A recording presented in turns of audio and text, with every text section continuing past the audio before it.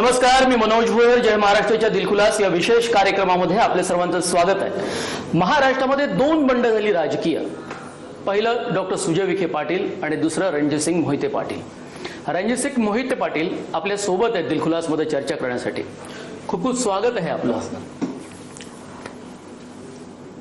महाराष्ट्रामध्ये ज्या पद्धतीनं राजकीय बंड मोठमोठ्या घराण्यामध्ये होत आहे, विखे पाटलाच्या घरात बंड झाला आणि मोहिते पाटलांच्या घरात बंड होण्याची गरज होती? गरज होती. प्रत्येकाची किंवा झालेली आणि होणारे प्रत्येकाचं कारण वेगळं असू शकतं किंवा आहे. माझं कारण वेगळं आहे. काय कारण आहे? माझं कारण मी मगाशी सांगितलं, आताही सांगतो की विजयसिंह मोहिते पाटील साहेब राज्याचे उपमुख्यमंत्री असताना कृष्णा भीमा स्थिरीकरण, कृष्णेतलं पाणी भीमाच्या खोऱ्यामध्ये आणि परत मराठवाड्याला असं डिस्ट्रीब्युशन करायचं, त्याचं वाटप करायचं. 31 तालुके, 6 जिल्हे, 12 लाख एकर क्षेत्र हे ओलिताखाली येणार आहे. आणि त्यामुळे ह्या योजनेची मान्यता शुभारंभ विजयसिंह मोहिते पाटील साहेबांनी केला.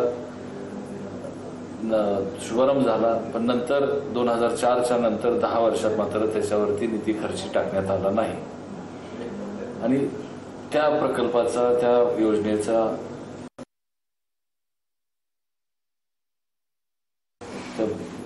गांभीर्यानं पाहिलं नाही. केवळ विजयसिंह मोहिते पाटील साहेबांना, त्यामुळे ते दुर्लक्षित झालं. कोणी चेष्टा केली? अनेक जण आहेत आणि राष्ट्रवादी काँग्रेस पक्षाचे नेते आहेत, कार्यकर्ते आहेत, अनेकांनी केलेली. कुणाचं एकाचं नाव कशाला घ्यायचं. आणि त्यामुळे ह्या प्रकल्पामुळे मी जसं म्हटलं की 2 कोटी समाज, लोक, वस्ती ह्या परिसरामध्ये आहे. ग्रामीण भागातल्या मुलं आज शहरी भागात मायग्रेट होत आहेत, तिकडे जाऊन राहत आहेत, स्थलांतरित होत आहेत. शहरी भागातले प्रश्न वाढत आहेत, ग्रामीण भागातले प्रश्न सुटत नाहीये. ग्रामीण भाग का सोडायची वेळ ती तर पाणी नाही म्हणून. 15 वर्ष तुमची सत्ता असताना सुद्धा शिवसेना आणि भाजप विरोधात होती त्यावेळेला, आणि काँग्रेस आणि राष्ट्रवादी काँग्रेस पक्षाचं आघाडीचं सरकार होतं महाराष्ट्रामध्ये. बरोबर आहे ना, की ह्या प्रकल्पाकडे महाराष्ट्राचा प्रकल्प म्हणून पाहिलं पाहिजे ना. हा प्रकल्प वैयक्तिक कुणाचा प्रकल्प नाही आहे. आणि 2009 सालानंतर आम्ही सत्तेमध्ये, विजयसिंह मोहिते पाटील साहेब सत्तेमध्ये नव्हते 14 पर्यंत. शेवटचे 1.5 वर्ष त्यांना परत आमदारकी काही मिळाली होती ती. पण जरी नसेल, पण सरकार तर तुमचंच होतं, तुमच्या विचारांचं होतं, नेते तुमचे होते. तेच मी म्हटलं ना, मागाशी तेच म्हणते की ह्याची चेष्टा केली गेली. केवळ विजयसिंह मोहिते पाटील, त्यावेळेला तुम्ही काहीच बोलला नाही. विजयसिंह मोहिते पाटलांना क्रेडिट मिळेल म्हणून. आणि त्यावेळेसही बोललो, त्यावेळेस आम्ही दोघंही बोलायचो. वर्तमानपत्रांना त्याला पब्लिसिटी दिलेली आहे. पण त्याच्यावरती त्यावेळेस मी 8,70,000 जवळपास सह्यांचंच निवेदन मी मुख्यमंत्री पृथ्वीराज चव्हाण साहेबांना दिलेलं आहे. 8,70,000. एखाद्या सामान्य कार्यकर्त्याने किंवा एखाद्या आमदारानं असं म्हणणं हे समजू शकतो. महाराष्ट्रातलं इतकं मोठं घराणं ओळखलं जातं, सर्व लोक ओळखतात. त्या घराण्यातल्या एखाद्या राजकीय व्यक्तींनी असं म्हणणं की आमचा आवाज ऐकून घेतला गेला नाही, हे सामान्य वस्तुस्थितीच आहे. मी म्हणतोय ना, 8,70,000 जवळपास लोकांनी सह्या करून आम्ही पृथ्वीराज चव्हाण साहेब मुख्यमंत्री असताना मी एकटे घेऊन दिलेलं नाही. आता सोलापूर जिल्हा इथं आला होता ते निवेदन द्यायला. त्यावेळेस ते सह्यांची सह्या आम्ही दिलेल्या आहेत, कदाचित त्या स्टोअरमध्ये असतील, रेकॉर्ड सगळं मेंटेन केलेलं. काय नेमकं कारण झालं? विकासाच्या मुद्द्यावरती तुम्ही म्हणताय की काय सत्तेसाठी मी आलेलो नाहीये. हो, सत्ता मी लहानपणापासून पाहिलेली आहे, किंवा जन्मताच पाहिजे. पण सत्तेशिवाय तर राजकीय व्यक्ती राहू शकत नाही. सत्तेशिवाय राजकीय व्यक्ती राहू शकत नसलं तर सत्तेचा वापर हा गरिबांसाठी करायचा असतो, शेवटच्या माणसाला योजना पोहोचवण्यासाठी करायचा असतो. थोडं मग आंदोलन उभं करता येतं. केलं ना आम्ही, केलं नाही असं कसं? सह्यांचं आंदोलन केलेलंच आपण. माझ्या परस्पर आपण माहिती घ्या. बरं, पण जर की आणखी काही असं आहे ना की आज मला मी बोलतोय कारण की आज मी काहीतरी पॉलिटिकली दुसरं केलंय म्हणून माझे आज इथं मुलाखती होत आहे, चर्चा होती. अर्थात, कारण हे अत्यंत मोठं बंड आहे.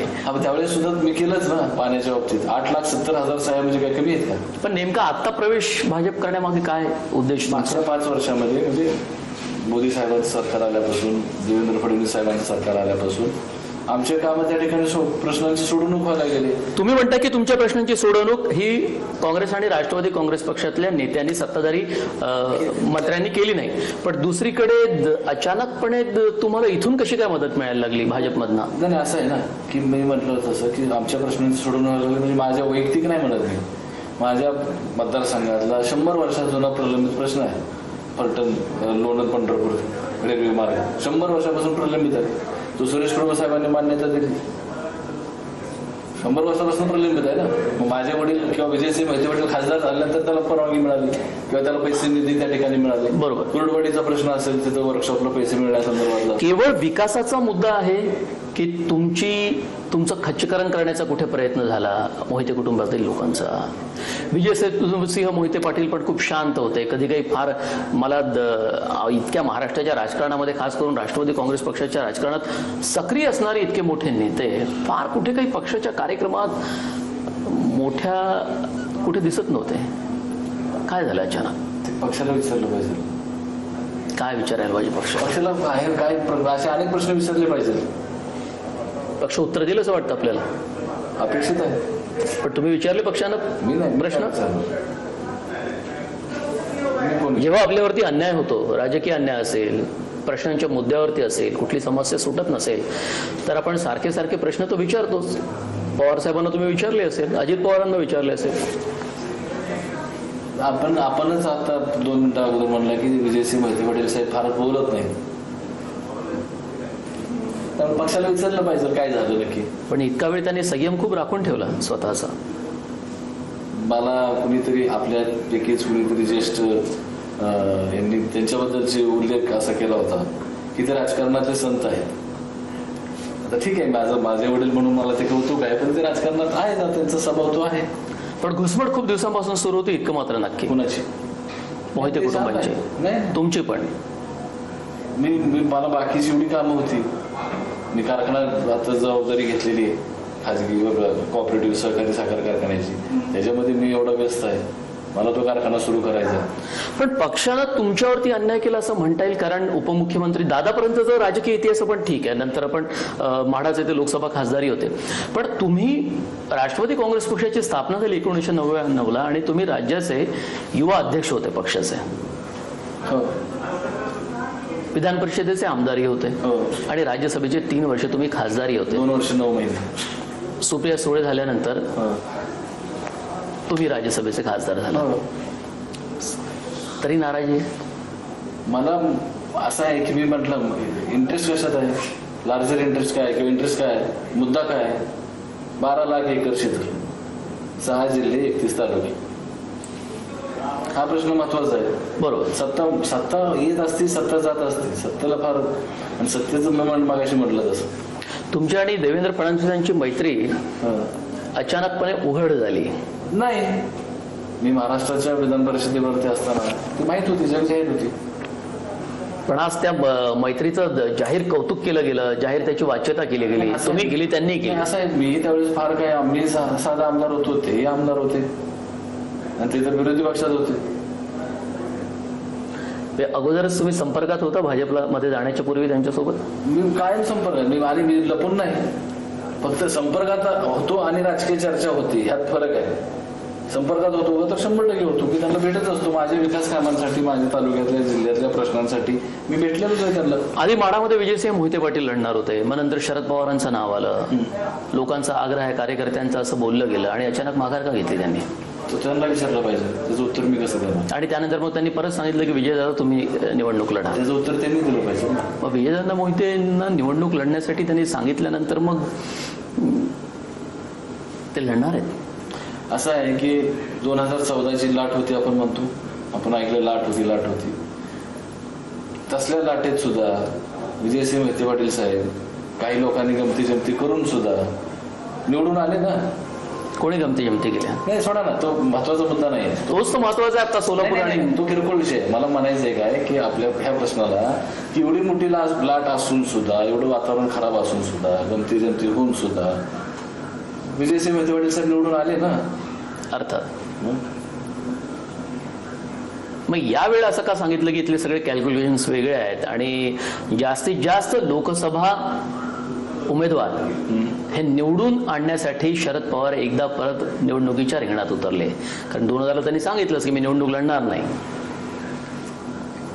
त्यांना विचारलं पाहिजे. सर्व प्रश्न त्यांना विचारायचे. आता असं आहे की ते का निवडणूक लढत नाही त्याचं उत्तर मी कसं देऊ शकतो. पण विजयदादांनी पवारांकडे ही मागणी केली की रणजित यांना उमेदवारी द्यावी मानाची. पार्टीनं काय असेल ते एकदा सांगावं ना. पण तुमची इच्छा होती राष्ट्रवादीकडनं लढण्याची. संधी मिळाली असती तर लढला असता. पार्टीने सांगायचं काय करणार. तुम्हाला संधी असती तर तुम्ही लढला असता. उत्तर नाही. पण म्हाडाचे लोकसभा उमेदवार म्हणून तुम्ही भाजपचे उमेदवार असाल. पक्ष ठरवेल. पक्ष नाही दिली समजा उमेदवारी तर साहेब पक्ष आणि मुख्यमंत्री साहेबांनी मला सांगितलं ते मी करणार. डॉक्टर सुजय विखे पाटील यांचा जेव्हा प्रवेश झाला काँग्रेसमध्ये, ते काँग्रेसमधून भाजपमध्ये, त्यावेळेला त्यांनी असं स्पष्ट विधान केलं होतं की आम्ही ज्यांचं नाव सेंट्रल इलेक्शन कमिटीकडे पाठवतो, पार्लमेंटरी बोर्डाकडे पाठवतो, त्यानंतर त्याला नकार मिळत नाही. याचा अर्थ स्पष्ट झालं होतं की सुजय विखे पाटलांना दक्षिण नगरमधनं लोकसभेची उमेदवारी मिळणार आहे. तुमच्या वेळेला मात्र असा काही उल्लेख केला नाही. पण तुमच्यामुळे भाजपचा उमेदवार भाजप जिंकेल त्या जागेवरती असं मात्र मुख्यमंत्र्यांनी आपल्या भाषणामध्ये जरूर म्हटलं. याचा अर्थ काय होतो. 100% जिंकणार भारतीय जनता पार्टी. तिथे रणजित पाटील असतील का. नाही साहेब सांगतील, पक्ष सांगेल.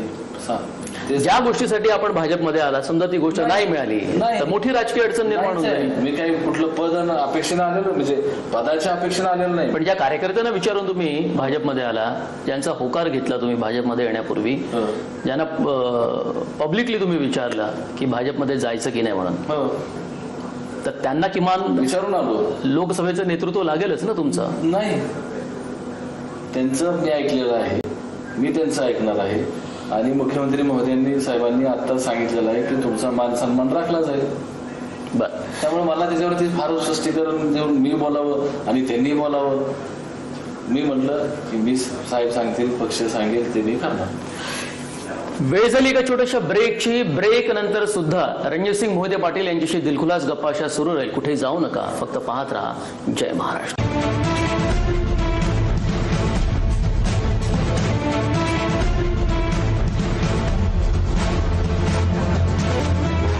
ब्रेक नंतर पुन्हा एकदा आपल्या सर्वांचं स्वागत आहे. विजयदादा येणार आहेत भाजपमध्ये. त्यांचे आशीर्वाद आहेत आमच्या पाठीशी. आशीर्वाद म्हणजे नेमकं काय. आशीर्वाद आहेत. त्यांनी काल समाजाला देखील सांगितलं, जनसमुदाय तिथं बसला होता, तुमच्या भावनेशी मी सहमत आहे. पण सहमत आहे म्हणजे ते पक्षात येतील, तुमचा प्रचार करतील. त्यांच्या आमच्या बरोबर आशीर्वाद आहेतच. आशीर्वाद याचा अर्थ काय. प्रचारात उतरतील मैदानात. मी त्यांचा मुलगा आहे, ते माझे वडील आहेत. ठरवू. तुमच्यावरती असा आरोप होतो की सत्ता पक्षाच्या जवळ राहणं ही तुमची राजकीय अपरिहार्यता होती, मजबुरी होती. कारण सोलापूर जिल्हा बँक असेल, साखर कारखाना असेल. तर बरं झालं हा विषय निघाला. सोलापूर जिल्हा बँकेचा चेअरमन मी 10 वर्षापूर्वी होतो, 10-12 वर्षापूर्वी. बँक मला वाटते 87 वर्षात होती. बँकेचं वय 87 वर्ष होतं त्या काळात. आणि 5 वर्ष मी चेअरमन म्हणून राहिलो. बँकेला 87 वर्ष लागली 1400 कोटी ठेवी व्हायला. मी चेअरमन झाल्यानंतर 5 वर्षात 1400 कोटीवरनं 3300 कोटीच्या ठेवी झाल्या. 3300 कोटी. मी सांगतोय म्हणून नाही, रेकॉर्ड्स बघायचे, गव्हर्नमेंट डॉक्युमेंट्स बघायचे, बँकेचे अहवाल पाहायचे, इयरली रिपोर्ट बघायचा. 5 वर्षात 1400 कोटीवरून 3300 कोटीच्या ठेवी झाल्या. त्यावेळेस मी माझ्या कुठल्याही संस्थेला कर्ज घेतलेलं नाही. माझ्या वेळेस सगळे मी NPA किंवा सगळे बाकीचे बॅड डेट्स जे असतात ते सगळे क्लिअर केले. माझ्या काळात जिल्हा मध्यवर्ती बँकेला लायसन्स मिळालं. बँकेकडे बँकिंग लायसन्स सुद्धा नव्हतं, हे मी आणलं. तर माझ्या काळात बँक प्रॉफिटमध्ये होती. माझ्या नंतर ते चेअरमन झालेले त्यांना विचारा की बँक तोट्यात काय गेली. एक. दुसरा प्रश्न माझ्या खाजगी कारखान्याचा, जो माझा लहान भाऊ बघतो, पाहतो, करतो. त्यानं 2012-13 साली तो कारखाना त्यांचा सुरू केला. त्यावर्षी 12 साली त्यावर्षी दुष्काळ होता, क्रशिंग होऊ शकलं नाही. त्यावेळेस महाराष्ट्रातले अनेक कारखाने अडचणीत आले. मग ते पुढच्या वर्षी दुष्काळ परिस्थिती आल्यानंतर काय दुष्काळाला पहिल्याच सीझनला दुष्काळ आला. मग ते थोडीशी अडचण वाढत गेली, फायनान्शियल इन्स्टिट्यूटच्या अडचणी वाढत गेल्या आणि त्यामुळे तो अडचणीत आला. त्यामुळे मला बँकेचं देणं आहे, शेतकऱ्यांचं देणं आहे आणि मी ते देणार आहे. आणि शेतकऱ्यांचं देणं माझ्या माहितीप्रमाणे काहीतरी 3-4 कोटी रुपये आहे. पण त्याच्यासाठी मी देणं बंधनकारक आहे. ज्या कारवाई शासनानं किंवा इन्स्टिट्यूशन्सने याचं मी तुम्हाला यासाठी विचारलं की अनेक जे भाजपच्या वळचणीला आले की भाजपमध्ये प्रवेश करते झाले, त्यांची काहीतरी राजकीय अडचण होती, कारखान्याचा प्रॉब्लेम होता, साखर कारखाना, बँकांचा प्रॉब्लेम होता, त्यांना कारवाईची भीती होती कुठे सरकारकडनं. जी कारवाई व्हायची होती ती कारवाई झालेली. जे कारवाई जे करायला पाहिजे लिगली ते झालेली सगळ्या कारवाई. 2014ला आपण पाहिलं की भाजपमध्ये भाजप सरकारच मुळात हे जे महाराष्ट्रामध्ये आलं शिवसेना भाजपचं, हे आयाराम गैराम असं बोललं जात होतं. बरेचसे काँग्रेस आणि राष्ट्रवादी काँग्रेस पक्षामधले नेते हे भाजपमध्ये आले, पण त्यांना नीट स्थान मिळालं नाही, त्यांना तेवढा राजकीय त्यांचा त्या पक्षामध्ये सन्मान झाला नाही. हेही चित्र आपल्याला महाराष्ट्राच्या राजकारणात पाहायला मिळालं. बरोबर. असं जर आपल्या बाबतीत झालं तर पुढे जर तर काही अर्थ नाही ना. एक आणि सीएम साहेबांना मी सांगितलेलं आहे, त्यांनी सांगितलेलं आहे आणि ते माझे मित्र आहेत. एक तर मी कुठला हेतू ठेवून आलेलो नाहीये. माझा हेतू काय आहे, माझा उद्दिष्ट काय आहे, माझ्या योजना. पण तुमच्या जाण्याला राष्ट्रवादीला खिंडार पडलाय तिथे, त्याचा विचार मी काय करायचा. कधीतरी भाजपमध्ये जाण्यापूर्वी भावूक झाला असाल तुम्ही हा निर्णय घेताना? अत्यंत कठीण प्रसंग असेल आयुष्यातला. परत कधीतरी सांगते, परत कधीतरी नाही. असं म्हटलं जातं की ज्या पद्धतीनं त्या बारामती हॉस्टेलला घडामोडी झाल्या सगळ्या, त्या अत्यंत नाट्यमय होत्या आणि तुम्हीही पवारांबद्दल एक सोशल मीडिया कॅम्पेन चालवायचं ठरवलं होतं एका एजन्सीतर्फे. पवारांना हे कळलं? एजन्सीतर्फे मला कल्पना नाही. एक तर पहिली गोष्ट, एजन्सी हे प्रकारच मला माहित नाही. सोशल मीडिया नाही तेच की सोशल मीडियाचं एजन्सी हे प्रकरणच मी पहिल्यांदा ऐकतोय. एक मी स्पष्टीकरण पूर्ण विषय त्या विषयाच्या आरोपाचं देणार आहे. आणि सेकंडली सोशल मीडियात आम्ही भागच घेतलेला नाहीये. आज तुम्ही पवारांबद्दल काही बोलत नाही, पण निश्चितपणे ज्या बातम्या येतात आतल्या, त्यातून असं एक चित्र उभं राहतंय की शरद पवार, अजित पवार यांनी तुमची खूप राजकीय कोंडी केली मोहिते पाटील घराण्याची. बरोबर आहे? ठीक आहे, राजकारण ह्यालाच राजकारण म्हणतात. चांगले दिवस असतात, अडचणीचे दिवस असतात, पुढे सरकायला लागतं, मागे थांबावं लागतं, होत असतं. काँग्रेसमध्ये तुमचं खूप छान होतं 1990. तुम्ही तरी राष्ट्रवादीमध्ये आलात त्यावेळेला आणि बराच काळ तुम्ही पवारांच्या सोबत होता. पण तिथले जे वेगवेगळे गटातटाचं जे राजकारण आपण पाहिलं तर असं लक्षात येतं की तुम्हाला ताकद देण्याऐवजी पक्षानं काही दुसऱ्या नेत्यांना ताकद दिली. असं का झालं नेमकं? त्यांना विचारलं पाहिजे. यातले बहुतांश प्रश्नांची उत्तरं त्यांनीच द्यायची ना. पण तुम्ही काही वेळ ठरवली आहे नेमकं राष्ट्रवादी काँग्रेस पक्षाच्या विरोधात कधी बोलायचं? आपल्यावरती ज्यांनी अन्याय केला त्यांच्याबद्दल कधी बोलायचं की कधी बोलणारच नाही? विरोधात बोलायचं असं नाही, समजून सांगतो. पण कधीतरी बोलणार आहे, मनात खतखत आहे. असं काही नाही, मनात खतखत नाही. मी शांत. वडिलांचा संयतपणा तुम्ही पण घेतलाय का? संयमीपणा? आता वडील आहेत म्हणल्यानंतर त्यांचे गुण माझ्यात येणारच आहेत. पश्चिम महाराष्ट्राच्या राजकारणाकडे तुम्ही कसं बघता? म्हणजे सोलापूर, माढा, करमाळा, हे अकलूज हे अत्यंत महत्वाचं मानलं जातं. ही ठिकाणं, ही मतदारसंघ, तिथलं राजकारण, तिथले प्रश्न, तिथल्या समस्या भाजपसाठी किती अनुकूल राहील? निश्चित चांगलं. तरी आणखी 100% विस्तारानं सांगू शकाल? एकदम चांगलं. ती स्ट्रॅटेजी ओपन केल्यासारखं होईल. आणखी पत्ते तुम्हाला उघडायचे बाकी आहेत अजून? हो, चांगलं. वेळ झाली एका छोट्याशा ब्रेकची. ब्रेक नंतर पुन्हा रणजितसिंग मोहिते पाटील यांच्याशी दिलखुलास गप्पा अशा सुरू राहतील. कुठे जाऊ नका, फक्त पाहत राहा जय महाराष्ट्र.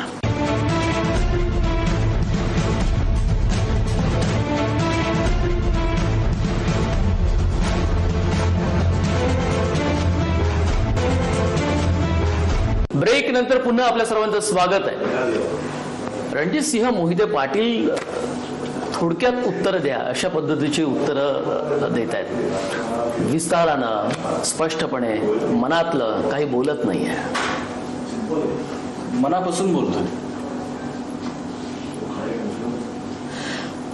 असं वाटत नाहीये. आता मी काय करू, मी काय केल्यानं ते वाटेल की मी मनापासून बोलतो. माढा लोकसभेमधनं जर तुम्हाला उमेदवारी मिळाली, ती मिळणार आहे असं चित्र दिसतच आहे, तर तुम्हाला फलटण आणि मान हे सातारा जिल्ह्यातले 2 तालुके त्या मतदारसंघात येतात. तिथलं चित्र तर वेगळं आहे. ठीक आहे ना, त्या तालुक्यातलं चित्र जरी वेगळं असलं तरी आज मुख्यमंत्री साहेब भारतीय जनता पार्टी पक्ष जो उमेदवार देईल त्याच्यासाठी म्हणून आम्ही त्या ठिकाणी काम करणार आहोत. आणि चांगलं मतदैक्य आम्ही त्या 2 तालुक्यात म्हणून नाही, आम्हाला माढा लोकसभा मतदारसंघातच आम्हाला त्या ठिकाणी सर्वांना काम करायचं. चांगलं मतदैक्यानं आम्हाला तिथला उमेदवार निवडून आणायचं. बरोबर आहे. एक आत्मविश्वास राजकीय नेत्याला असतोच. पण संजय शिंदे जे जिल्हा परिषदचे अध्यक्ष आहेत, ते गेल्या काही काळात त्यांची ताकद सोलापूर जिल्ह्यामध्ये वाढल्याचं चित्र दिसतं. असं का? याचं कारण काय असेल? मला कल्पना नाही. तिथले जे काही नेते आहेत त्या नेत्यांना अचानक ताकद कुठून मिळायला लागली पक्षामध्ये? त्या नेत्यांनाच विचारलं पाहिजे. पण मला सांगा, हे लोकसभेची निवडणूक तुम्ही असाल तर तुम्ही किंवा दुसरे उमेदवार असतील भाजपचे, त्याची शक्यता फारच कमी आहे. इतके सगळे कॉम्प्लिकेटेड सगळे इश्यूज आहेत, तिथले नेते आहेत राष्ट्रवादी काँग्रेस पक्षाचे, त्यात बाजी मारणं हे इतकंसं सोपं वाटतं तुम्हाला? निवडून येणार भारतीय जनता पार्टी बरोबर, उमेदवार निवडून येणार ना. हा, वाट बघायला लागेल. तुमची स्वतःची सुद्धा ताकद त्या पट्ट्यामध्ये मानलं जातं की अकलूज या पट्ट्यापुरती, या भागापुरती मर्यादित आहे असं म्हटलं जातं. तुमचं काय उत्तर आहे त्या? मागच्या लाटेमध्ये मी सांगितलं, मागच्या लाटेमध्ये मागाच्या पहिल्या भागात त्याचं उत्तर दिलं की मागच्या 2014 साली विजयसिंह मेहते पाटील असल्या वातावरणामध्ये अंतर्गत गटबाजी होऊन देखील निवडून आले. पण आता परिस्थिती बदललेली आहे. परिस्थिती बदललेली असली तरी आता आजपासून परिस्थिती बदललेली. नेमकी कशी बदलेल ती परिस्थिती? खूप मोठी तयारी अगोदरच भाजपमध्ये जाण्यापूर्वी करून ठेवली होती तुम्ही? नाही, पण तयारी तर करावी लागते. काही एका दिवसाचा तो निर्णय नसेल. राजकारणात तयारच राहायचं असतं. काय राष्ट्रवादी काँग्रेस पक्षाच्या एकंदरीत भूमिकेकडे तुम्ही कसं बघता?